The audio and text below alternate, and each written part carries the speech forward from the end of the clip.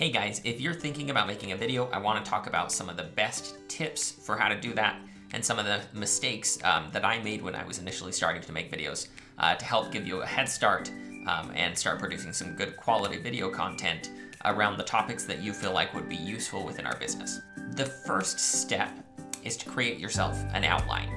And I have a form that's some notes for you to follow along on this. But really, I want to break up the video into 4 parts. And the first part is really the first 5 seconds of the video. And the goal in your first 5 seconds is to tell them who you're talking to.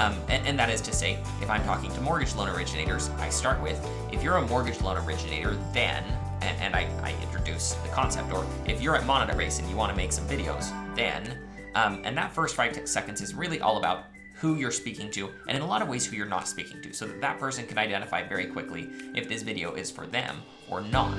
And then the next 25 seconds of the video or so, again, these are kind of rough ideas, but the next 25 seconds should be you telling them what you're going to tell them about in the video. So it's kind of an outline of the concept. So if you're trying to make videos, I want to talk about some of the things that you need to do and some of the mistakes you might make, etc.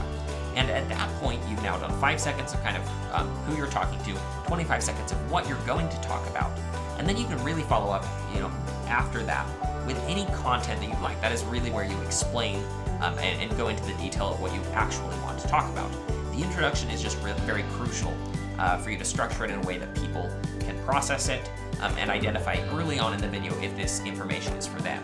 Because I always hate to get into a video and find out, 3 or 5 or 6 minutes in, that the video isn't actually answering the question I'm looking for. It was close, but not quite. And so the goal is to really tell them, if you're here for this, this is what I'm going to deliver. So at that point, you're really wrapping up the video, and we do want to come up with a pretty consistent ending section for the video. And this can be called a call to action if there's something specific you want them to take, or a closing of the video. But you don't always know where the video is going to be used. Is it in an email signature? Is it going to be on the website? Is it just going to be something on YouTube? You don't know what the person interacting with the video or where they're going to be when they watch it. So you want to try and record something that's either universal or just record a couple of options. And I'm going to go through a couple of tips, and this will make more sense. But just consider saying, if you like this video, subscribe below, right? That's an example we see a lot. So if you want more information, go to monitorbase.com. Or if you want more information, email support@monitorbase.com or sales@monitorbase.com. And give multiple things that you might think would be relevant for this person to do at the end of the video. And then in editing, we can really just choose which one we like the best. So a couple of tips. First, speak in small sections.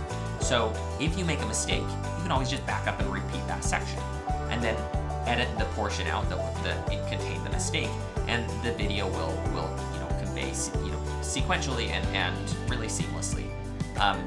Don't be afraid to pause. If you need to reference your notes, if you're not quite sure, you can stop speaking. Look off screen, take a look at the notes, gather your thoughts, look back at the camera, and then restart your interaction. And it's really easy to just get rid of that whole section. And that makes the video short, concise, and it gives you the opportunity to do a video without having to feel like you have to make perfect eye contact the whole time and memorize the whole script. It really should just be you talking about a subject that you care about. A couple of things that are very important that you pay attention to. One, there's really nothing you can do for good lighting or for audio in the editing phase. Unless you've got a good audio recording and the lighting is good for the video, there's really no way to fix that after the fact. So pay attention to those details as you're setting it up, run some tests and make sure you like the lighting and that the audio recording is good. Oftentimes the biggest thing you can do is get the microphone as close to your mouth as possible. Obviously within reason. If you look up here, from my camera, I have my microphone mounted up there. And that makes for a higher quality audio without as much background noise. Next is background. Obviously, I do webcam stuff all the time, so I've got my background set up permanently. But if you don't like how it looks from your desk, consider going in the conference room. Have your back facing the office so that people can see the office behind you. It's actually a good look. It looks like a busy group. Maybe don't do that during quarantine when nobody's there, but otherwise, that's a good representation of the group, and it's professional enough. I think that would look great. A couple of things that I've done that have helped try and engage, gesture. And the big thing here for me is when I film these, I have the camera up and I can actually see myself. And watching yourself will help you be a little bit more engaged, show a little bit more emotion, and you'll find out that you look, really, I guess, constrained if you don't have any kind of hand gestures. So I can talk with your hands, smile, engage, and it helps to be able to look and watch yourself in the video. Again, kind of going back to that earlier thing, if you make a mistake, just stop and back up. If you feel like there's a way you can do it better, don't record 17 different videos and have us try and patch it together. Just continue the recording by backing up a few thoughts and proceeding again.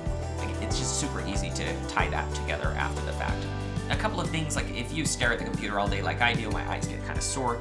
I use these to help, but use redness, eye drops.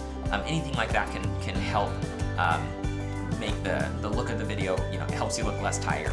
And then try and smile in the introduction. Try and be enthusiastic. It goes a long way, and you'll be surprised how much what you would consider over enthusiastic on the video doesn't convey nearly as much emotion or energy as you'd expect. So, I mean, for me, I started recording these, and it's like that's really monotone. It's really boring. It's not gathering any attention. And just gesturing, engaging, showing some enthusiasm and some energy actually works quite well for video. So those are some of my tips that I've come up with, and wherever you're at on this video at Monitorbase, you should be able to find the accompanying document that I've created that helps address these same items, but kind of a bullet point list. It'll give you that outline. So kind of a recap for you. The first 5 seconds, tell them who you're talking to, and in some ways who you're not talking to.